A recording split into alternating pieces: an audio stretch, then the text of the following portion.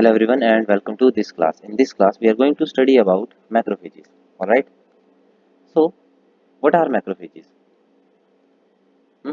Macrophages are a type of WBC, white blood cells, that play a role in immunity. And we will see other roles also. Okay.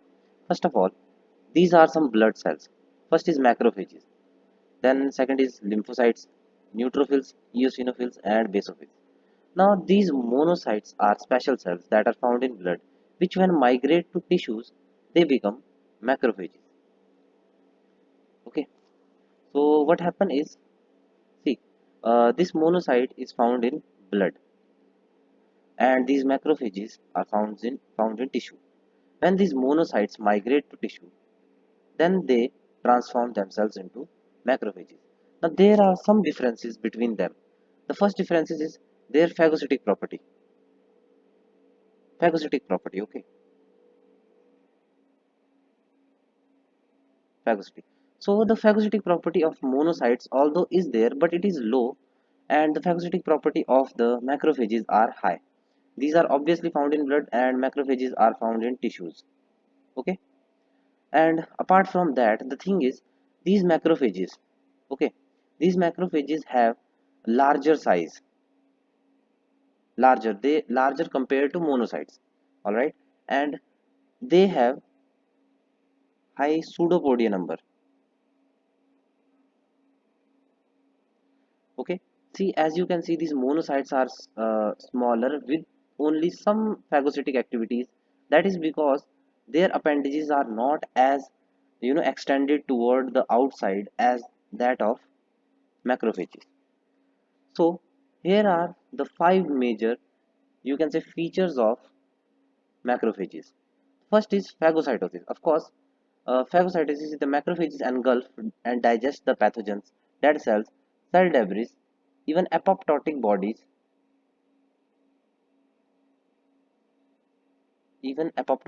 okay. And this process help eliminate harmful substances from body and is critical for maintaining tissue homeostasis, right? So this phagocytosis is the part of innate immunity. So you can say this macrophage is a component of innate immunity. And apart from innate immunity, it is also a part of adaptive immunity. And how? It is a part of adaptive immunity as it present the antigen. See, the macrophages process and present the antigen to other immune cells such as T cells, basically T helper cells, or which we call CD4 cells. Okay. Now this interaction is crucial for initiating and regulating adaptive immune response. The third point is cytokine production. This is very important point, and I am going to explain this to you later also, not later in this video itself. So macrophages produce cytokines, which are signaling molecules that help to regulate immune response. And cytokines produced by macrophages can have pro-inflammatory or anti-inflammatory effects also, depending on the context, or you can say depending on the signal. Then the fourth point is tissue repair. Okay, so macrophages play a key role in tissue repair and remodeling. They can promote uh, the growth of new blood vessels and help remove debris from damaged tissue. See, this formation of new blood vessels, it comes under angiogenesis. Angiogenesis, which is a separate whole topic, but just consider that this angiogenesis is the formation of new blood vessels from existing blood vessel. This is existing and these are new. This is angiogenesis, okay. And the fifth point is immune regulation. Of course, it helps regulate the activities of other immune cells. They can promote or suppress immune response depending on the signal they receive from the surrounding environment. Of course, this comes in cellular signaling.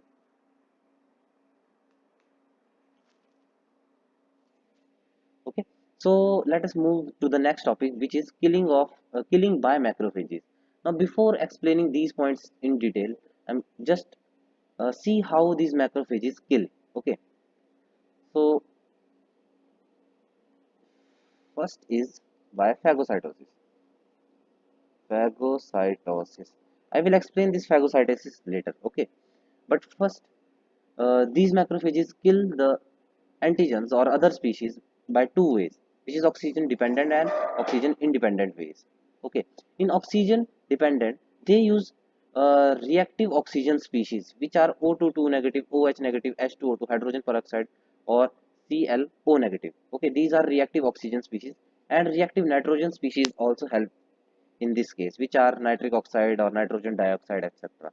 And in case of oxygen independent, they use these cytokines such as tumor necrotic factor alpha, lysozymes, hydrolytic enzymes, and defenses.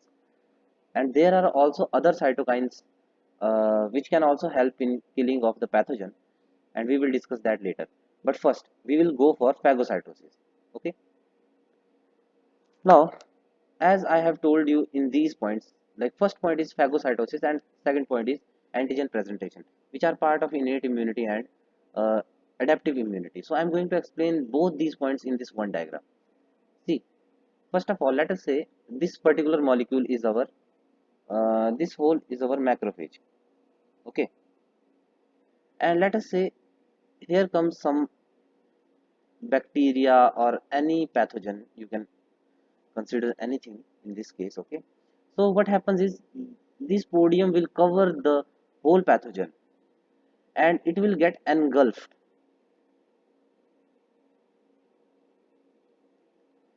When this get engulfed, obviously the part of the membrane that engulf it will be called as phagosome.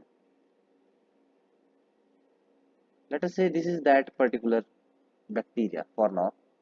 Okay, so phagosome is formed. This is phagosome, and of course this cell will have some lysosome inside it. Lysosome. Okay, so what happens is after the engulfment, this phagosome will get fused with lysosome and produce phagolysosome. Phagolysosome. And in that phagolysosome, all the elements of this bacteria will get degraded. Okay, let us say these are the degraded bacterial antigens. Okay, degraded. See, when this bacteria gets processed by the lysozymes, okay, so it has already died, and you can say these are the antigen fragments fragments that are left. Up to this point, this is the part of innate immunity. See, innate immunity. Okay, because there is no extra processing happening here, and this thing can happen anytime, even if any bacteria somehow enters our tissues, right? Because macrophages are only found in tissues. So what happens after that? Now these antigen fragments can further be processed. Okay, now what happens is processing of these antigens happens. And what happens is, so let us say our antigen is a peptide. Antigen is peptide, and that peptide has, let us assume, 5 to 10 amino acid sequence which are foreign to our body. Okay, so what happens is after the processing, so that those 5 to 10 amino acids will form a chain, a short peptide chain that will get presented outside the plasma membrane of the macrophages. So what happens is, these are endoplasmic reticulum. Let me zoom in. So they continuously produce the MHC class 2 molecules here. See, all right. So these MHC class molecules, when normally expressed, they go outside the plasma membrane, and when other cells comes, then no response is there. But when this antigen peptide is processed, and it will go and 1 2 3 4 5, will go and express itself on the MHC class 2. Okay, so MHC here is major histocompatibility complex 2. So what happens is these major histocompatibility complex 2 will go and show the peptide outside the plasma membrane of the macrophages. So when it is shown outside the plasma membrane, so what happens is, let me draw here, these are T helper cells. Okay, they have some receptors which recognize MSC class 2. Okay, if MSC class 2 is vacant, or there is no antigen on it, then T helper cell will not respond. But in case there is some antigen on the MSC class 2, what happens is this signal will be formed to T helper cell, and this will produce other immune responses against it. Okay, T help. So this is, now this thing is, since it is processing everything, so this comes under the adaptive immunity. Adaptive immunity. And as you know, T cells are basically responsible for our primary and secondary immune response. So that's why they are the part of adaptive immunity. Okay, and the third, sorry, okay, so first 2 points are covered. Let me first complete this fifth fourth and fifth part. Okay, so the fourth part is tissue regulation, not regulation, I think it's regeneration. Okay, repair, yeah, same thing. Tissue repair. All right, so what happens is the macrophages, I'm not going to explain much. Okay, this is not that important because macrophages have only small role in regeneration, very very small role. So what happens is the tissues, let us say this is a cell. Okay, these are some cells in one line, they somehow got damaged by anything. Okay, so what happens is macrophages comes and they will eat up all the debris which are present here. Okay, so I'm going to erase it again. Now after eating everything,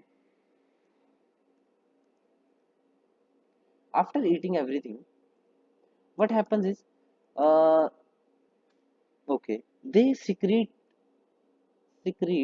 fibroblasts to cover that particular blank area, and after that they can also release some growth factors so that growth can initiate at that point. Also these macrophages help in angiogenesis. Now this angiogenesis, as I have explained, is the formation of new blood vessel from existing blood vessels. Okay, these are new blood vessels, and this one is existing blood vessels from, yeah, old blood vessel, you can say old blood vessels. Okay, so this is the tissue repair part. Now immune regulation and cytokine production are connected. Okay, so first I will go to the cytokines part, and that will explain everything related to immune response. Cytokines. Okay, so what happens is, let us say this is macrophage, they will release some factors,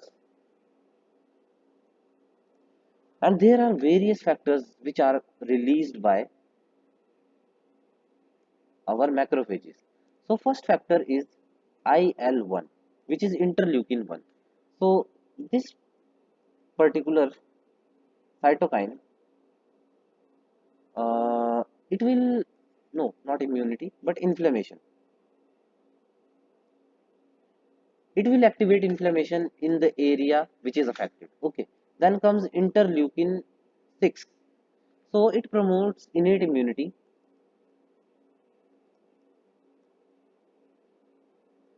It promotes innate immunity of macrophages itself, and also activates some other innate factors. Okay, and that's how it eliminates the pathogen. Then third is complement proteins. I hope all you know that complements are around 20 set of proteins produced by liver that are inactivate, sorry, that are found in inactivated form in blood serum. Okay, and what happens is these macrophages can activate them. Okay, inactivate to activate. Now the fourth point is interferon alpha. Interferon alpha. Okay, so what happens is, as you know, interferons works when there is some viral infected cells.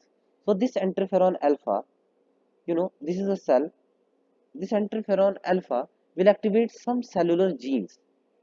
Okay, which will produce a protein that uh, that will arrest that cell in an antiviral state, and the content of this viral will not get transported to other cells.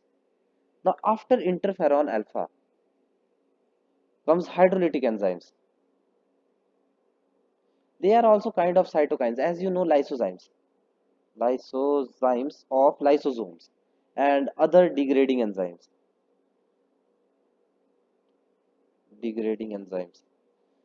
They comes under the hydrolytic enzymes of macrophages. Then TNF alpha, tumor necrotic factor alpha, it works against tumor. Okay, tumor, it kills tumor. Okay, so what happens is this will cause apoptosis in that tumor cells, and also activates other immune cells, thus killing the tumor. Now the last are GM, CSF, GCSF, and MCSF. These factors together promote inducible hematopoiesis. Promote hematopoiesis. Okay. So these are basic seven, you can say, cytokines. And if you want an eighth one, then here it is, which are chemokines. Chemokines. Okay. So the function is chemokine is to attract other immune cells. Attract other immune cells. That is the basic function of the chemokine. So this covers our one of the functional point, that is cytokine production. And immune regulation comes under the cell signaling. So if you, let us say this is a macrophage. Okay. So there are two kinds of signal, activatory signal or inhibitory signal. So when this signal comes to macrophages, it will further transmit the signals by acting as a secondary messenger to other immune cells, or you can say immune system. That's how the immune system will either start working or will stop working. This is the fifth point. So that's it for this class. Thank you very much and see you soon. Of course, if you have any doubts, then you can comment.